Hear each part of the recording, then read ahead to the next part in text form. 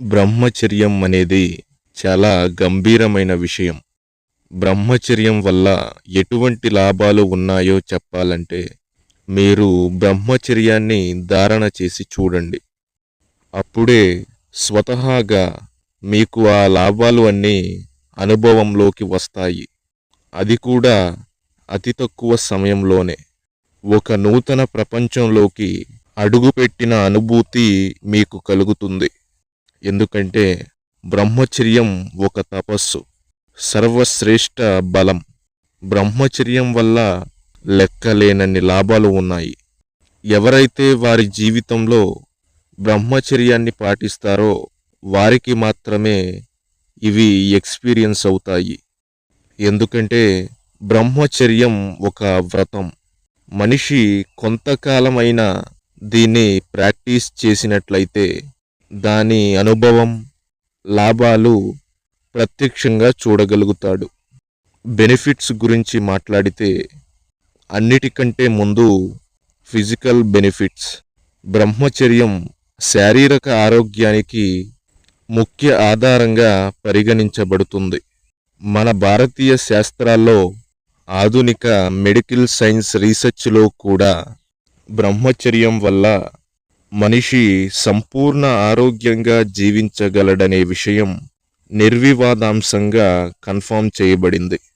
బ్రహ్మచర్యం వల్ల దీర్ఘాయువు లభిస్తుంది. బ్రహ్మచర్యం వల్ల అనేక రోగాల బారి నుండి మనిషి రక్షింపబడతాడు. బ్రహ్మచర్యం వల్ల శరీరంలో రోగనిరోధక శక్తి పెరుగుతుంది. ఎందుకంటే బ్రహ్మచర్య పాలన అంటేనే స్వీయ నియంత్రణ. ఏ వ్యక్తి అయితే ఒక నియమిత జీవితం, సమతుల్య జీవితం గడుపుతూ నియమిత ఆహారం తీసుకుంటాడో అతను బ్రహ్మచర్య ధారణ లేని వ్యక్తులకి వచ్చే అనేక రోగాల బారి నుండి కూడా సురక్షితంగా ఉంటాడు. ఈ రోజుల్లో బ్రహ్మచర్య ధారణ లేని వ్యక్తుల జీవితాల్ని బాగా పరిశీలిస్తే వారు దైవ దర్శనం కంటే ఎక్కువగా డాక్టర్ల దర్శనం చేసుకుంటున్నారు. వాళ్ళ పరిస్థితే ఇలా ఉంది.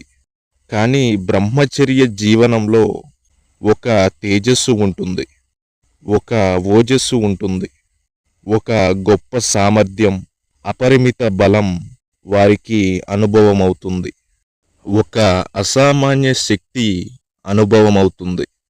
వీటి వల్ల మనిషి ఆరోగ్యంగా తయారవుతూ ఉంటాడు. అకాల మృత్యువుని కూడా నిలువరించగలుగుతాడు. ఇవన్నీ శారీరక ఉపయోగాలు. రెండవది మెంటల్, మానసిక లాభం ఏంటి? ఒకవేళ ఎవరైనా బ్రహ్మచర్యం పాటిస్తే వారి మనస్సు ఏకాగ్రం అవుతుంది. ఏకాగ్రత శక్తి మన దగ్గర ఉంటే ఏదైనా సాధించగలమనేది మనందరికీ బాగా తెలుసు. దీనివల్ల విల్ పవర్ పెరుగుతుంది. బ్రహ్మచారి జీవితంలో ఏవి తలుచుకుంటే అది సాధించగలడు. ప్రపంచంలో ఎన్నెన్ని ఆవిష్కారాలు జరిగాయో అవన్నీ కూడా బ్రహ్మచర్య అవస్థలో ఉన్నప్పుడు సాధించినవే. వారు ఏకాంతంలోకి వెళ్ళి అంతర్ముఖులై క్రమబద్ధమైన జీవన విధానాన్ని ఆచరిస్తూ ఆవిష్కారం చేయగలిగారు. సైంటిస్టుల జీవితాన్ని చూడండి. పెద్ద పెద్ద స్పిరిచువల్ ట్రూత్స్, ఆధ్యాత్మిక రహస్యాల ఉద్ఘాటన కూడా బ్రహ్మచర్య అవస్థలోనే జరిగింది. ఇక్కడ ఏకాగ్రత పెరుగుతుంది, విల్ పవర్ పెరుగుతుంది, మనస్సులో దృఢత్వం పెరుగుతుంది.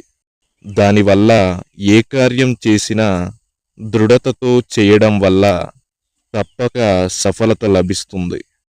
ఇక మూడవది ఇంటలెక్చువల్, బుద్ధికి సంబంధించిన లాభం.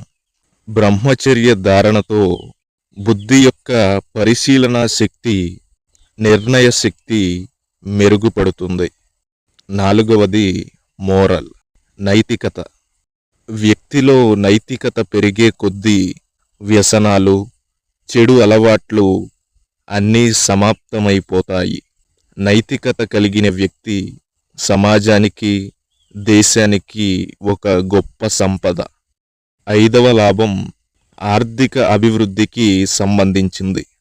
బ్రహ్మచర్య పాలన చేయకుండా క్రమశిక్షణ రాహిత్యం కలిగిన వ్యక్తి జీవితంలో కామవికారం అయితే చిందులేస్తుంది.